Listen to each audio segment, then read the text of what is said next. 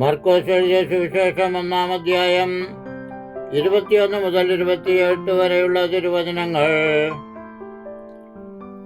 അവർ കഫർന്നഹൂമിലേക്ക് പോയി. ശബ്ബത്തിൽ അവൻ പള്ളിയിൽ ചെന്ന് ഉപദേശിച്ചു. അവന്റെ ഉപദേശത്തിങ്കൽ അവർ വിസ്മയിച്ചു. അവൻ ശാസ്ത്രിമാരെ പോലെയല്ല അധികാരമുള്ളവനായിട്ടത്രേ അവരെ ഉപദേശിച്ചത്. അവരുടെ പള്ളിയിൽ അശുദ്ധാത്മാവുള്ള ഒരു മനുഷ്യനുണ്ടായിരുന്നു. അവൻ നിലവിളിച്ച നസ്രായനായ യേശുവേ, ഞങ്ങൾക്കും നിനക്കും തമ്മിലെന്ത്?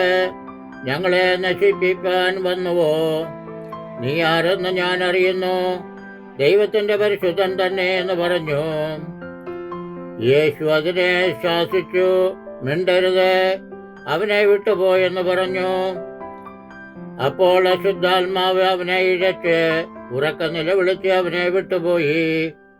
എല്ലാവരും ആശ്ചര്യപ്പെട്ടു. ഇതെന്ത് ഒരു പുതിയ ഉപദേശം!